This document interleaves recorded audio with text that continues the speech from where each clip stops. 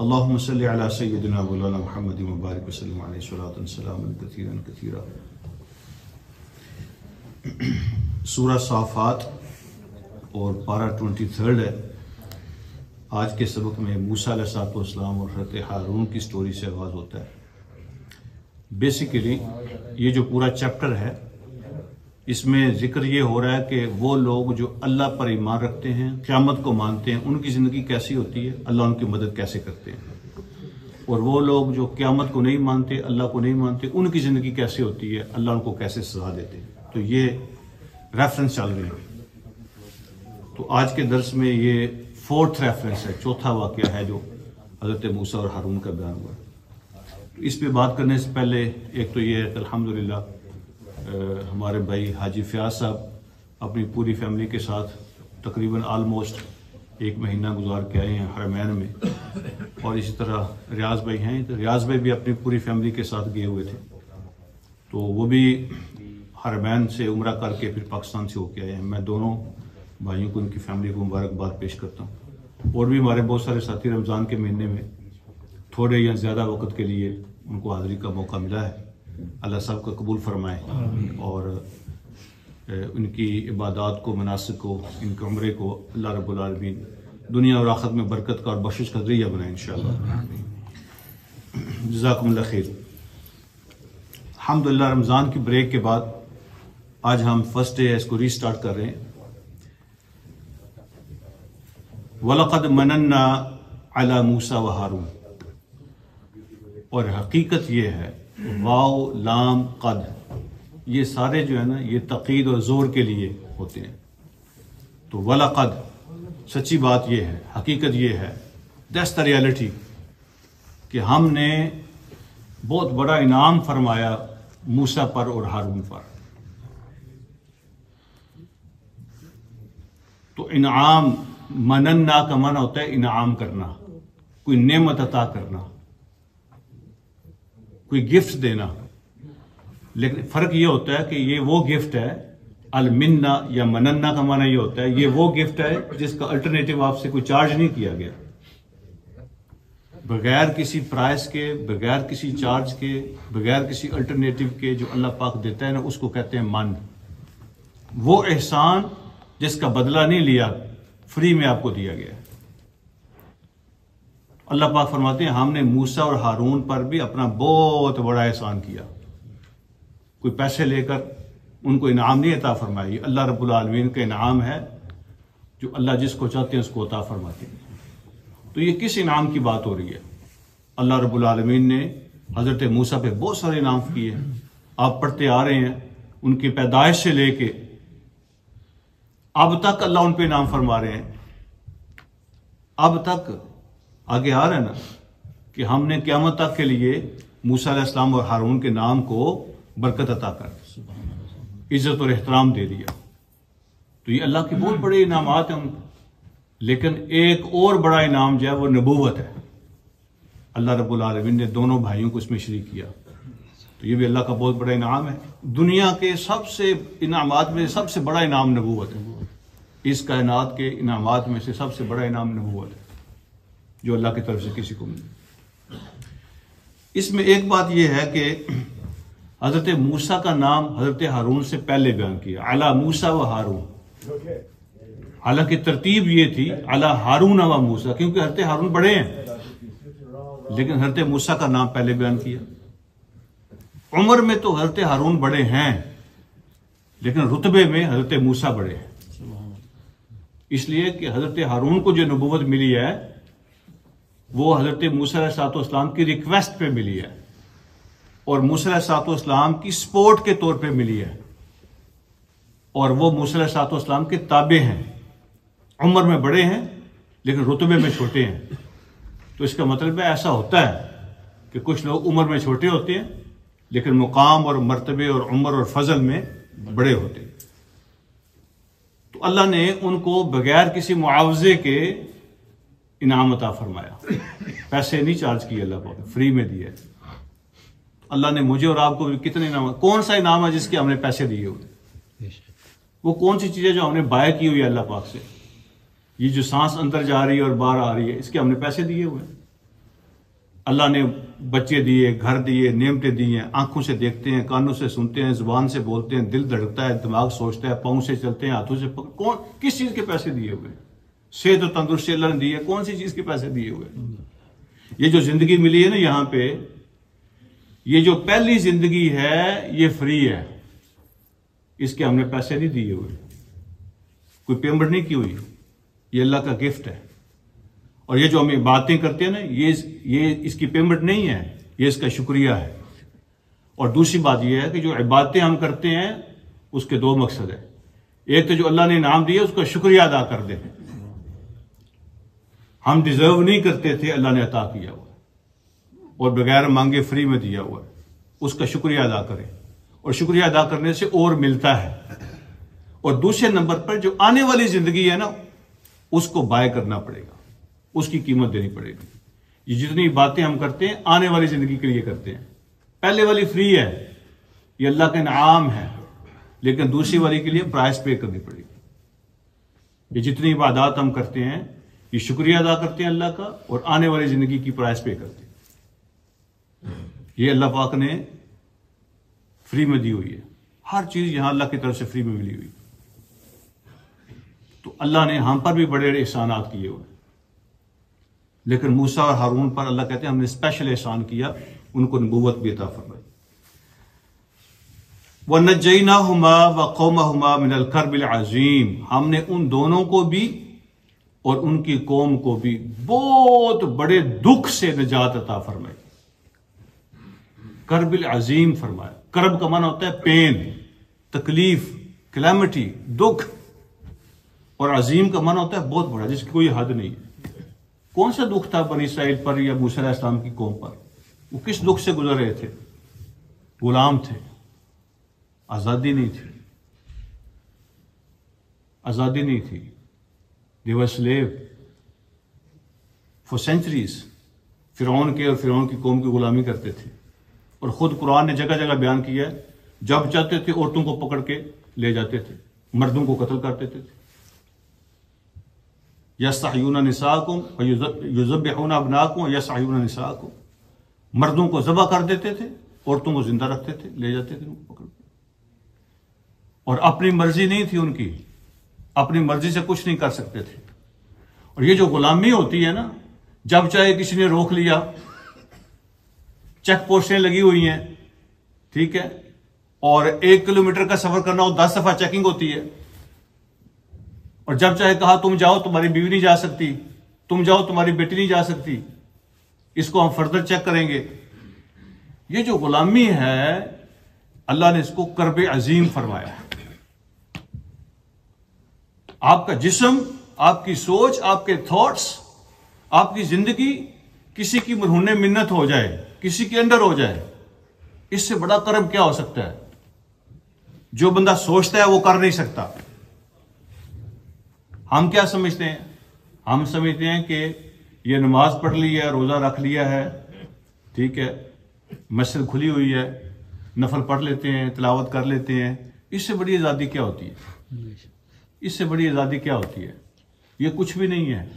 आजादी तो होती यह है कि मैं जो सोचता हूं मुझे करने की इजाजत हो, मेरी जो मर्जी है उसके मुताबिक मुझे जो हुक्म हुआ है मैं अपने कानून पे अमल कर सकता हूं, ठीक है, मैं अपने आइडियोलॉजी को फॉलो कर सकता हूं, मैं अपनी मर्जी का मालिक हूं, मैं किसी का गुलाम नहीं हूं। तो असल तो सिर्फ जिस तरह अल्लामा इकबाल ने कहा था ना कि किस तरह उनका शेर है, मुल्ला को जो है हिंद में सजदे की इजाजत, नदां ये समझते हैं कि मुसलमान है आजाद। सजदा करके हम समझते हैं इसके इस बस बात खत्म होगी, इस्लाम पूरा हो गया। अल्लाह रब्बुल आलमीन ने 2 नबी भेजे हैं, 2 नबी, उनको स्पेशल टास्क दिया है, स्पेशल टास्क, अपनी कौम को इस दुख से निकालो, इस पेन से निकालो, इस तकलीफ से निकालो, उनको आजाद करो, उनको आजादी दिलाओ। तो हम समझते हैं कि इस तरह की बातें करना या ये चीजें डिस्कस करना ये तो है दुनियादारी है, ये तो सियासत है। सियासत नहीं है। इस्लाम सिर्फ इबादतों का नाम नहीं है, इस्लाम आपकी पूरी जिंदगी के कानून का नाम है, वे ऑफ लाइफ का नाम है। और जहां कहीं भी आप उसको पूरा नहीं कर सकते, आप गुलाम हो गए। मुझे आप ये बताएं, सो कॉल्ड जो 56 इस्लामिक मुस्लिम कंट्रीज हैं, उनमें से कौन सी आजाद है? जो अपने मुल्कों में प्याज के रेट खुद नहीं तय कर सकते, टमाटर के रेट खुद नहीं तय कर सकते, आप ये नहीं तय कर सकते कि लोगों ने जिसको वोट दिए हैं वो मेंबर पार्लियामेंट बन सकता है कि नहीं बन सकता। चलें, ये तो बहुत बड़ी बात है ना। मैं तो ये कह रहा हूं कि प्याज के और धनिया के और मिर्चों के रेट आप नहीं तय कर सकते अपने मुल्क में, पोटैटो के रेट आप तय नहीं कर सकते अपने मुल्क, कहते हैं हम आजाद है।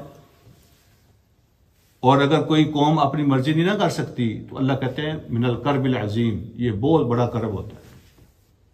कौमों की जिंदगी में इससे बड़ा पेन कोई नहीं होता।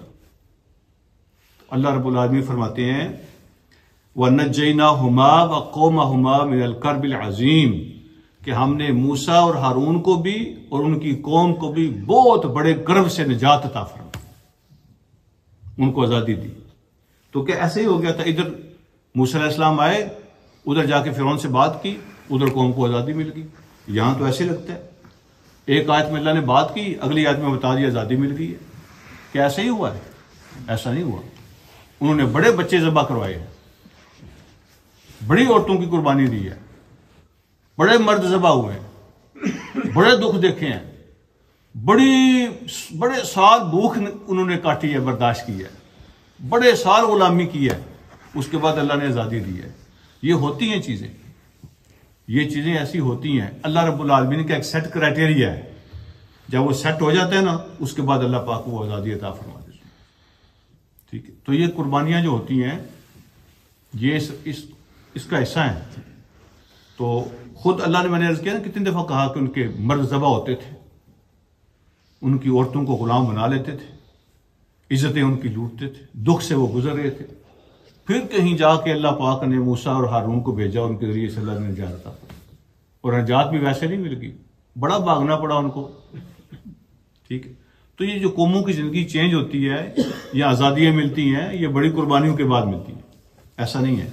उसके बाद अल्लाह फरमाते हैं वह नसरनाहुम, हमने उनकी मदद की, हमने उनकी मदद की, बनी इसराइल की।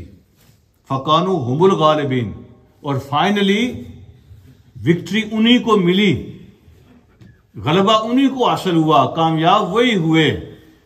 कुर्बानियां तो बड़ी देनी पड़ती हैं ना, लेकिन फाइनली अल्लाह फरमाते हैं कि बिल आखिर कामयाब और गलबा उन्हीं को हासिल हुआ जिनके साथ अल्लाह होता है।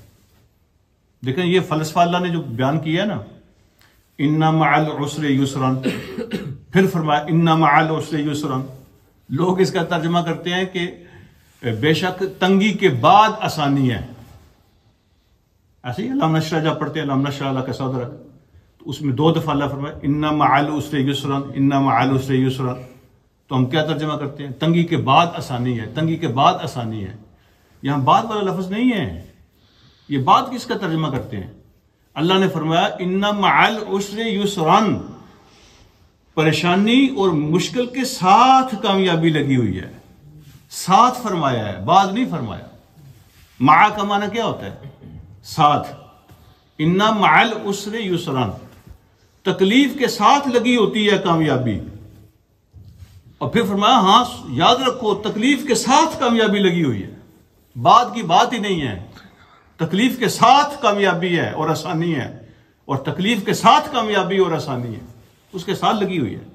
इन दोनों का आपस का बड़ा जोड़ है, जुड़ी होती है आपस में।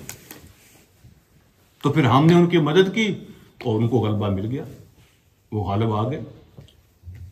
और फिर अल्लाह फरमाते हैं, आप अंदाजा करें, फिरौन को देखें, उसकी ताकत को देखें, उसके सोर्सेज को देखें, ठीक है, उनकी पावर को देखें, उसके बावजूद अल्लाह फरमाते हैं मदद हमने की। तो जिनके पास कुछ नहीं था, गुलाम सदियों से, ना रोटी ना कपड़ा ना मकान, तो फिर वो कामयाब हो गए, वो गालिब आ गए। और जिनके पास सब कुछ था, कोई पता नहीं चलता। ऐसे अल्लाह रब्बुल आलमीन इधर से इधर, इधर से उधर कर देते। उसके बाद अल्लाह फरमाते हैं वह आतैना हमल किताब अल मुस्तबीन, और हमने उनको किताब भी अता की जो हर चीज को खोल के बयान करने वाली थी। तो रात की बात हो रही है। मूसा अलैहिस्सलाम वो पहले नबी हैं जिनको प्रॉपर कानून वाली किताब अता हुई है तौरात। इससे पहले सहीफे मिलते रहे हैं, लेकिन वो सहीफे जो है ना उनमें थी नसीहतें, कोई वाज, गाइडेंस, ठीक है, लेकिन proper way of life, proper कानून, जिस तरह कुरान है हमारे पास, ये फाइनल लॉ बुक है।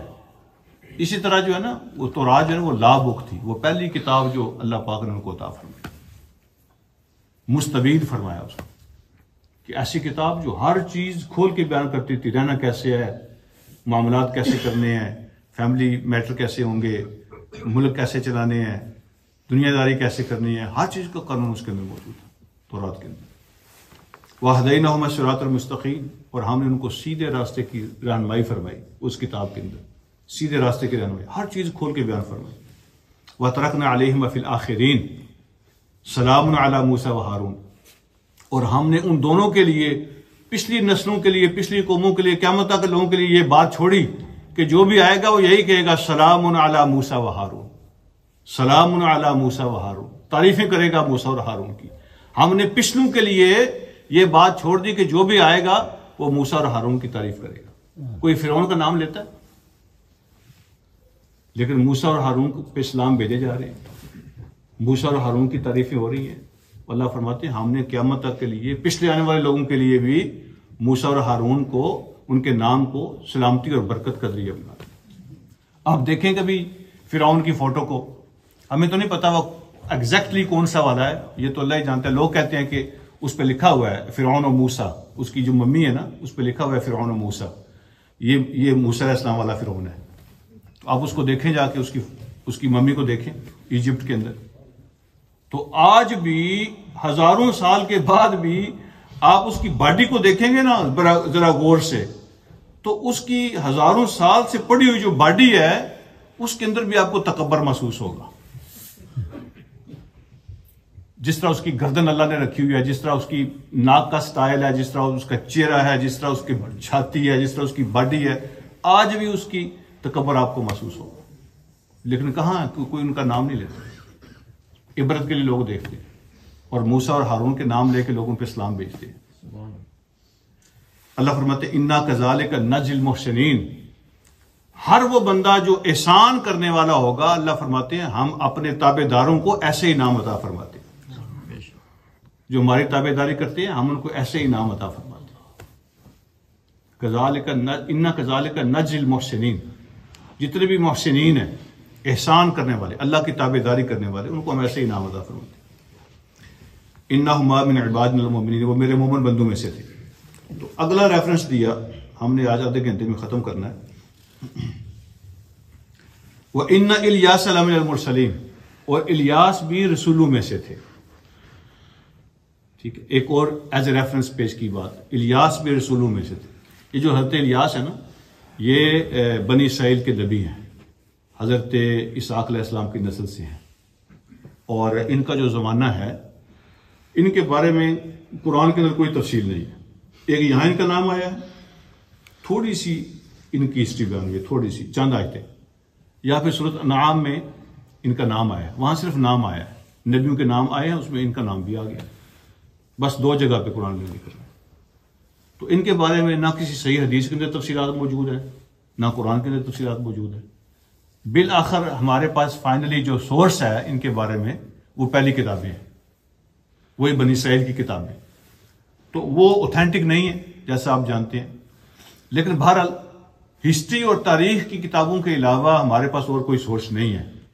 और उनमें से जो कुछ मिलता है ना, एहतियात के साथ, बहुत सारी बातें उसमें ऐसी हैं जो ट्रस्टवर्दी नहीं है, लेकिन जो मुहतात अंदाजे के मुताबिक इनके बारे में जो मालूमात मिलती हैं वो यही हैं कि हजरत सुलेमान अलैहिस्सलाम के बाद, ईसा अलैहिस्सलाम से पहले कोई 850 साल इनका जमाना है। ईसा अलैहिस्सलाम से पहले कोई तकरीबन 850 साल। सुलेमान अलैहिस्सलाम के बाद उनके जो वारिस है ना, तख्त के वारिस, वो खराब हो गए थे। ठीक है, सुलेमान अलैहिस्सलाम का रास्ता छोड़ दिया था, खराबियां पैदा हो गई, आपस में लड़ाई हो गई थी। फिर उनकी जो हुकूमत है 2 हिस्सों में तकसीम हो गई थी। एक का नाम था यहूदिया, ये फलस्तीन का इलाका उनका है ना, आज तो छोटा सा फलस्तीन हो गया ना, छोटा सा, बड़ा था। ये लबनान, जॉर्डन, सीरिया, ठीक है, फ़लस्तीन, ये सारे उसके हिस्से थे। तो दो हिस्सों में तकसीम हो गया था। एक यहूदिया हो गया था, या यहूदा लोगों ने लिखा, या यहूदिया, दोनों नाम उसके। एक इसराइल बन गया था, ठीक है। और जो इसराइल पे हुकूमत करता था ना, उनकी हज़रत सुलेमान की नस्ल में से जो बंदा था, तो उसने जो शादी की थी ना, वो एक मुशरका खातून से की थी, मुशरका खातून से, जॉर्डन की रहने वाली थी। तो उसका जो अकीदा था वो बुत पूजने का था। तो एक औरत की वजह से, ये बाज का जो लव मैरिज होती है ना, ये भी बंदे को बड़ा कुछ करने को मजबूर कर देती है, बड़ी बंदे कंप्रोमाइज हो जाते हैं। तो उस एक औरत ने महल को चेंज किया, फिर हुकूमत को चेंज किया, फिर कौम को, उसके अंदर खराबी तो पहले ही बहुत आ चुकी थी। तो वो शिरक पे लग गए सारे। इसराइल जो है ना, मुल्क इसराइल जो एक हिस्सा था हज़रत सुलेमान अलैहिस्सलाम की हुकूमत का, वो शिरक पे लग गए। वो किसकी पूजा करते थे? बाल बक की, बाल की पूजा करते थे। अल्लाह ने ये बाल जो है ना, उनके बुत का नाम था, और बक उस जगह का नाम था जिसमें वो, बाल बक का माना होता है बाल का शहर, ठीक है। तो ये बाल बक आज भी मौजूद है, ठीक है, लबनान में। तो ये उस शहर की रहने वाले थे। तो वो उन्होंने सांड जो होता है ना, सांड, ठीक है, उसकी शक्ल का उसका बुत होता था, उन्होंने बनाया हुआ, ठीक है। वो पावर की अलामत समझा जाता था। तो बाल अब्बा की पूजा करने लगे सारे इसराइल वाले, ठीक। उस एक औरत की वजह से अल्लाह रब्बुल आलमीन ने फिर उनकी तरफ हज़रत इलियास को भेजा। उन्होंने जाके तबलीग की, समझाया, ठीक है, नहीं माने। तो फिर कहा कि ठीक है, मुकाबला कर लेते हैं। फाइनली अल्लाह की तरफ से मौजज़ा आता है। उस ज़माने में यह होता था कि जब कोई कुर्बानी पेश की जाती थी तो आसमान से आग आती थी, उसको जला देती थी। जिसको आग जलाती थी ना, आसमान वाली आग, वो कहते थे कबूल होगी, एक्सेप्टेड।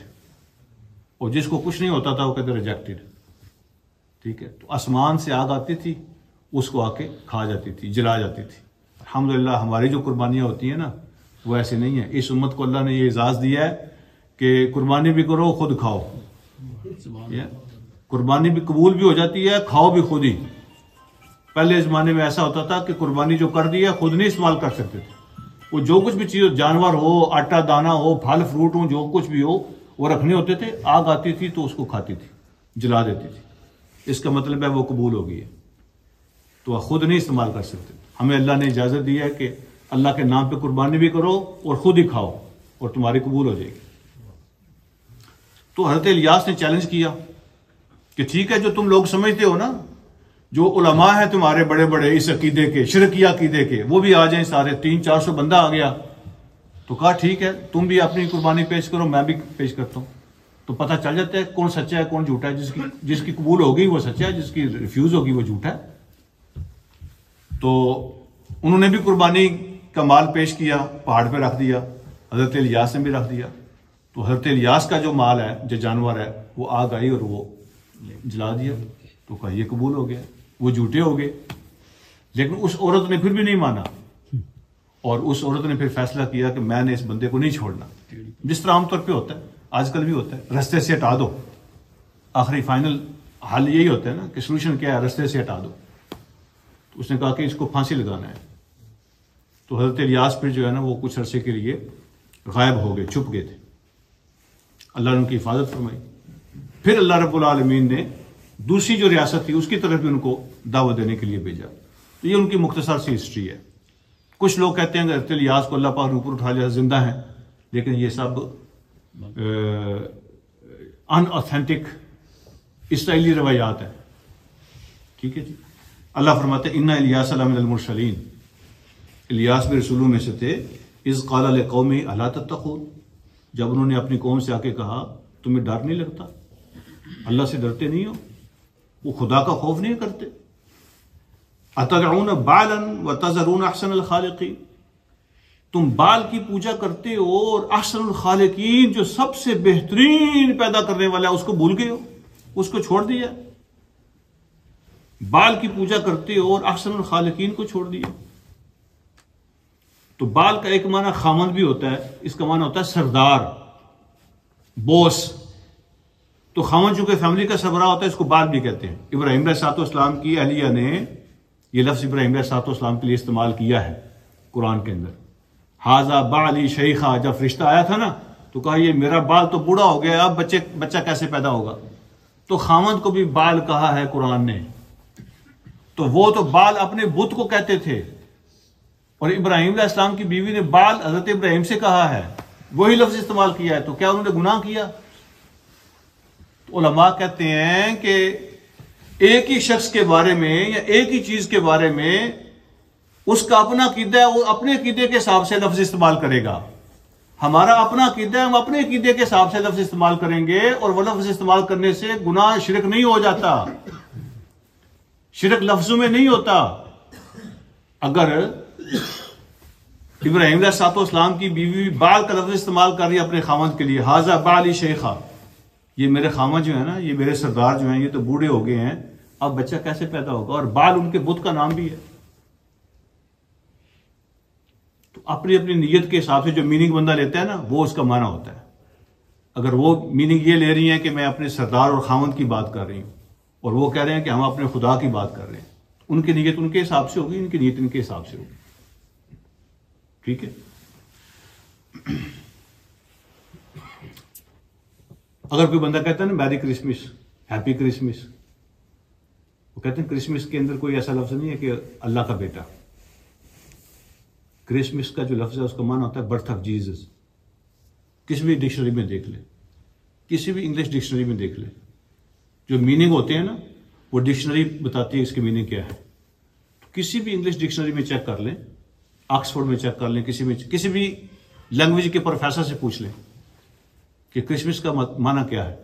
क्रिसमस की मीनिंग है बर्थ ऑफ जीसस। ठीक है ना। इसके माना यह नहीं है कि birth of son of God, ये जबरदस्ती हम बना रहे हैं। ठीक है। क्रिसमस के जो लिटरल मीनिंग है वो बर्थ ऑफ जीसस है। और अगर कोई मुसलमान कहता है ना हैप्पी क्रिसमस, और वो उसके ज़हन में ये है कि अल्लाह का नबी पैदा हुआ था इस दिन, बर्थ ऑफ जीसस, तो अल्हम्दुलिल्लाह अल्लाह का नबी पैदा हुआ है। वो कहते हैं नहीं अल्लाह का बेटा पैदा हुआ है, वो भी हैप्पी क्रिसमस कहते हैं, हम भी अगर हैप्पी क्रिसमस कहते हैं मसलन, तो हमारी नीयत अपनी है, उनकी मीनिंग अपने है। ठीक है। जब तक मैं उनको अल्लाह का बेटा मानता नहीं हूं नाउज़ बिल्लाह, उस वक्त तक मैं शिरक नहीं करता। शिरक वैसे नहीं हो जाता जब तक बंदा कुछ डिक्लेयर नहीं करता। तो एक लफ्ज के कई मीनिंग और कई इस्तेमाल हो सकते हैं, जिसके हिसाब से कोई इस्तेमाल करता है उसके हिसाब से ही मीनिंग होते हैं। तो उन्होंने हजरत इलियास ने कहा, यह बाय द वे बात आ गई थी, हजरत इलियास ने कहा कि बाल की पूजा करते हो, अहसनुल खालिकीन को छोड़ दिया। और यहां अल्लाह के लफ्ज इस्तेमाल हुआ अहसनुल खालिकीन, सारे पैदा करने वालों में से बेहतरीन पैदा करने वाला। तो क्या कोई और भी पैदा करने वाले हैं? अहसनुल खालिकीन, खालिकीन जमा है, इसका माना पैदा करने वाले।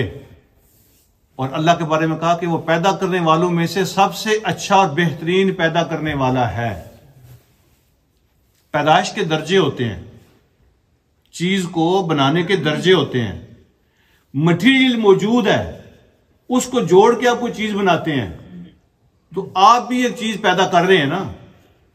लेकिन वो अल्लाह वो है, खालिक असल में वो है जो बगैर मटीरियल की चीज बनाता है। ठीक है। तो दर्जे होते हैं। एक आदमी मटीरियल को इकट्ठा करके कोई चीज बनाता है ना, तो उसने भी तख्लीक किया है, ये तख्लीक का दूसरा दर्जा है। इसलिए अल्लाह फरमाते हैं अहसनुल खालिकीन है। लोग भी चीजें जोड़ के बनाते हैं, लेकिन जैसे वो बनाता है कोई नहीं बनाता। वो अहसनुल खालिकीन है, वो सब बनाने वालों से सबसे बेहतरीन बनाने वाला है। उसको मटेरियल भी नहीं चाहिए, और कोई उसकी बनाई हुई चीज में नक्श नहीं निकाल सकता कि जहां नाक है ना, ये नाक अगर इधर होता तो अच्छा होता, ये कान अगर इधर होते तो अच्छे लगते। कोई बंदा नहीं कह सकता कि इसमें कोई कमी रह गई है। अहसनुल खालिकीन उसको कहते हैं कि जैसे वो बनाता है ना, उससे बेहतर कोई बना नहीं सकता, और उसकी चीज में कोई फॉल्ट नहीं निकाल सकता। अहसनुल खालिकीन है। उसको छोड़ देते हो और बाल को पूछते हो। तो कौन है वो अहसनुल खालिकीन? अल्लाह रब्बकुम व रब्ब आबाइकुमुल अव्वलीन, तुम्हारा भी रब वही है और तुम्हारे पिछले बाप दादा का रब भी वही है।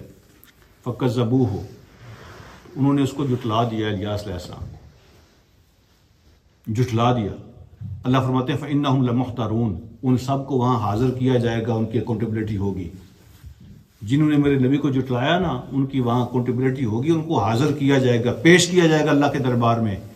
इल्ला इबादुल्लाहिल मुखलसीन, बचेंगे वही जो सिर्फ अल्लाह रब्बुल आलमीन के सिंसियर बंदे हैं, वो बचेंगे उसके सामने पेश होने से, यानी अकाउंटेबिलिटी से, जो अल्लाह के मुखलस बंदे हैं। व तरकना अलैहि फिल आखिरीन, हमने इलियास का जिक्र भी पीछे लोगों में छोड़ दिया। सलामुन अला इलियासीन, यहां लफ्ज चेंज हो गया, पहले इलियास था, यहां इलियासीन हो गया। जो इब्रानी ज़बान है ना, हिब्रू जिसको कहते हैं, तो उसके अल्फाज कुरान में इस्तेमाल हुए हैं और मुख्तलिफ शेप और फार्म के अंदर हुए हैं। जैसे तूर सीना है ना, मूसा अलैहिस्सलाम वाला पहाड़ जो है, तूर सीनीन भी इस्तेमाल हुआ है, तूर सीनीन, ठीक है, हालांकि एक ही चीज है। तो अल्फाज में, इब्रानी के अल्फाज कुरान में जब इस्तेमाल होते हैं तो मुख्तलिफ उसकी वर्डिंग में मुख्तलिफ शेप में होते हैं। इलियास और इलियासीन एक ही चीज है। तो कुछ लोगों ने कहा कि सलामुन अला इलियासीन का माना है जो इलियास को फॉलो करने वाले हैं। जैसे हम कहते हैं इब्राहिमी जीन, वो लोग जो इब्राहिमी हैं, हज़रत इब्राहिम को फॉलो करने वाले। तो इलियासीन का माना यह है कि वो लोग जो इलियास को फॉलो करने वाले अलैहिस्सलातु वस्सलाम। तो दोनों मतलब दुरुस्त है। उन सब पे सलामती हो जो हज़रत इलियास को फॉलो करने वाले। इन्ना कज़ालिका नज़्ज़िल मुहसिनीन, हम अपने मोहसिन बंदों को ऐसे ही जज़ा अता फरमाते हैं। इन्नहु मिन इबादिनल मुमिनीन, वो भी मेरे मोमिन बंदों में से थे। और आखिरी जो बात है वो हज़रत लूत अलैहिस्सलाम को यहाँ पे टच किया है। इनकी ज़िंदगी मुख्तलिफ जगहों पे बयान हुई है। तो उसके बाद हज़रत यूनुस हैं, तो उनका जिक्र हम अगले सबक में शामिल कर लेंगे। वो सूरत इंशाल्लाह मुकम्मल भी हो जाएगी अगले मंडे। व इन्ना लूतन लमिनल मुरसलीन, और लूत भी रसूलों में से थे। इज़ नज्जयनाहु व अहलहु अजमाइन, जब हमने उनको भी और उनके अहल को भी, सब को बचा लिया। अहल का माना क्या होता है? अहल का माना सिर्फ फैमिली नहीं होता, अहल का माना फॉलोअर्स भी होता है। हमने उनको भी और उनके फॉलोअर्स को भी, सबको बचा लिया। इल्ला अजूजन फिल गाबिरीन, सिवाय एक बूढ़ी औरत के जो पीछे रह जाने वालों में शामिल थी। वो कौन थी? उनकी बीवी। तो ये जो दीन है ना, अल्लाह के निजाम में रिश्ते काम नहीं करते। अल्लाह के निजाम, अल्लाह का जो सिस्टम है ना, उसमें रिलेशनशिप काम नहीं करती। अल्लाह के निजाम में बंदे के अपने अमल काम करते हैं। लूत अलैहिस्सलाम की बीवी है, अल्लाह ने उसको अजाब के अंदर पकड़ लिया और वो बाकी लोगों के साथ तबाह हुई है। नबी की बीवी है, तो क्या नबी की बीवी मुशरिका हो सकती है? हो सकती है। नबी की बीवी भी उनकी बात ना माने, लेकिन बद किरदार नहीं हो सकती। ये दो चीजों में फर्क है। करैक्टरलेस नहीं हो सकती। नबी को अल्लाह पाक कोई ऐसी बीवी नहीं देता जिसपे लोग उंगलियां उठाएं। ये, लेकिन ये जो होती है ना आइडियोलॉजी, इसमें अल्लाह ने आजादी दी है। फमन शाअ फलयकफुर फमन शाअ फलयुमिन फमन शाअ फलयकफुर, दोनों रास्ते बता दिए हैं। अब मर्जी तुम्हारी है, दीन पे चलो या कुफर करो।